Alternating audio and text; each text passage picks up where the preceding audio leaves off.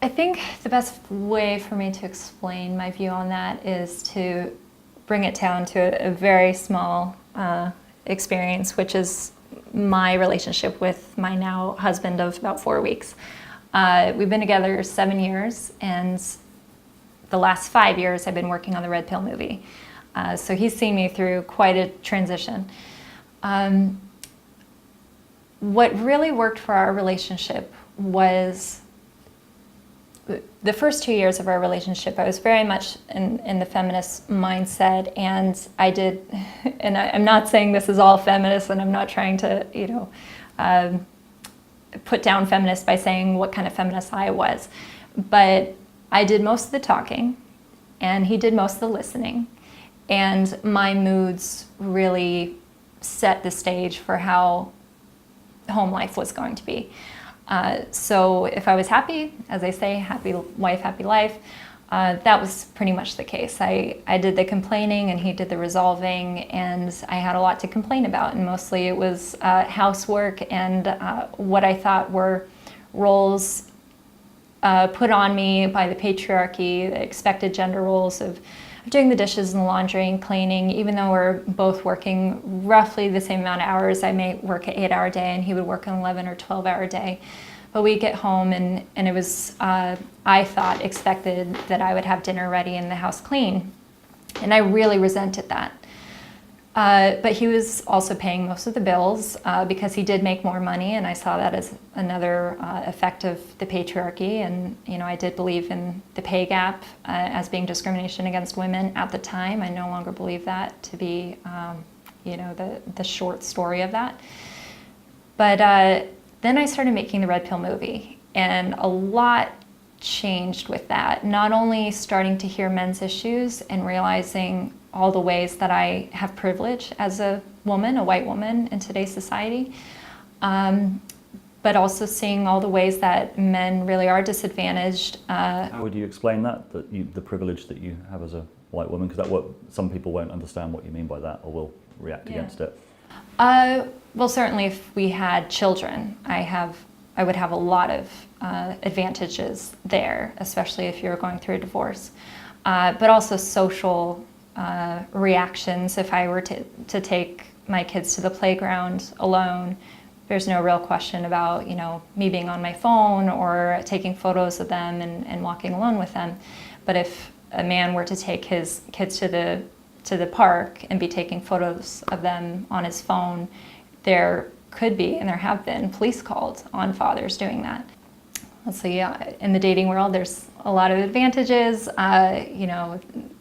Warren Farrell maybe talked to you a bit about that, but that men still have the risk of approaching and hitting on women for the potential of a date, whereas women have to say yes or no and get that privilege. And when I started to think, would I rather be in the position of having to approach someone for a potential relationship versus be approached, I would rather be approached. And it does feel like the power position to just say yes or no. I mean, if you're royalty, that would be the position you're sitting in, not trying to plead your case and show your resume.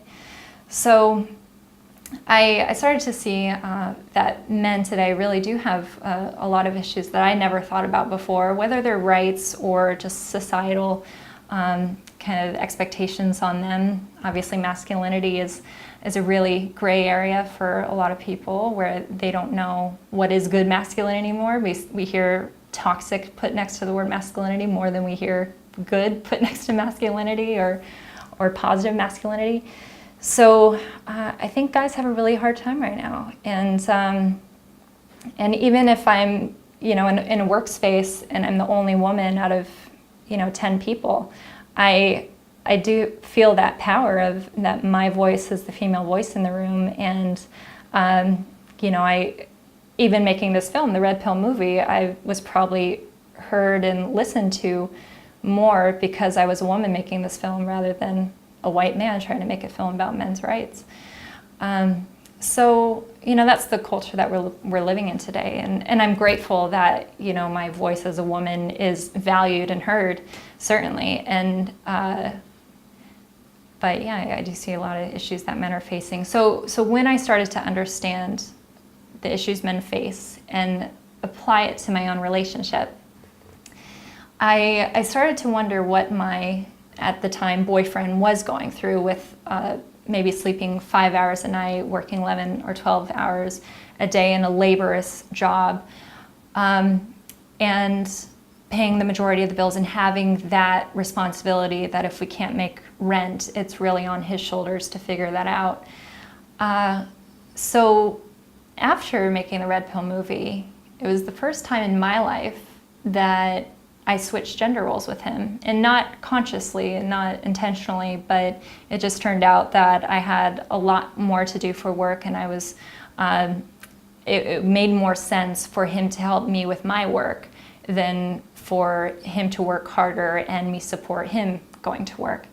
So we focused on my work, and he became the homemaker type of gender role where he would take care of the dinners and do the cleaning and the laundry and dishes. And I noticed a lot of things that I hadn't seen before, such as I wouldn't notice when he did those kind of tasks around the house. And he would start saying, "Did you see I did the dishes?" And I'd look around the kitchen like, "Oh yeah, oh thanks, okay." But the whole day I was focused on paying bills and getting the finances in order, and it was really stressful. And I realized how much I hated being the provider. I realized how hard it was to be the breadwinner and how stressful it was. And you know, you are thinking months ahead and what is the financial plan, whereas you know, back when I didn't have to worry about the finances, I was feeling underappreciated for cooking the dinners. But you know, going into both roles now, I see that both really have a lot to be stressed about and worried about, and both really just want to be appreciated by the other and recognized for their contributions to the household. So long story short, I think moving forward for the genders and for relationships is really trying to understand how the other person is walking in their own shoes and what they're going through and the struggles they face and the stresses they have day to day and the contributions they do make. And you know, that's another thing, is I now see all the sacrifices that men make for our society, whether it's the road work and the power lines or the soldiers. You know, I have family members in the military, and war makes me extremely uncomfortable, so I usually just choose to never think about it. But when I really do start to think about the way that they're putting their lives on the line for people they don't even know, but a country they believe in, it's really powerful. And it you know, when you really think about it, you can't help but get teary-eyed, because they are doing so much for our society and for their families. And it just, you know, it really saddens me that so many men do go unappreciated, and I hate that women went underappreciated when they were, you know, the 50s housewife.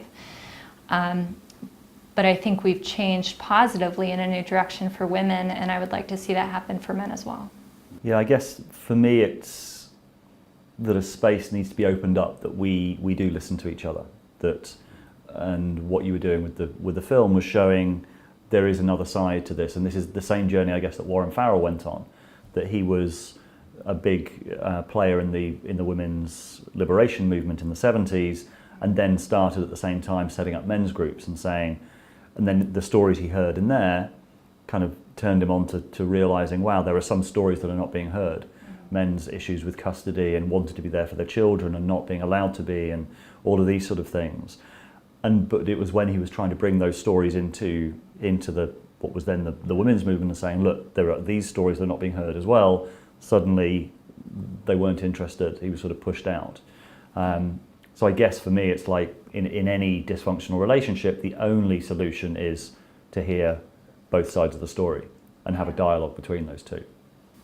Definitely. And, you know, I think when I was a feminist, the fear was that if you start giving credit to the men's rights movement or men's issues, that somehow your issues are going to be put on the back burner, or that you're no longer going to be cared about, or funding is no longer going to come your way for resources.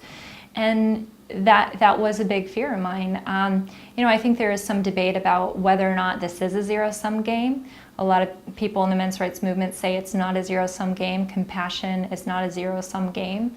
But then you can't make the argument that there is an allotted amount of finances towards any kind of social issue. And if we are going to care and talk about men's issues and try to find ways to help them, which may need a lot of funding, where is that money going to come from?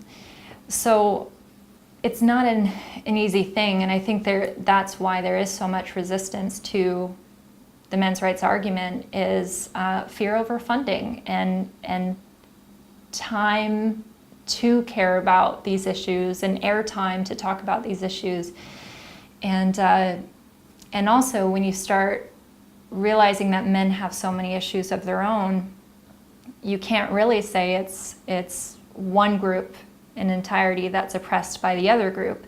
And now we're talking about we're all in this together. We all have issues to care about. If we all have issues, is that going to just make them like there's a tie? There is no game. There is no race. It's just a tie. And now are people not going to care about any of the issues because there's not an enemy with a victor?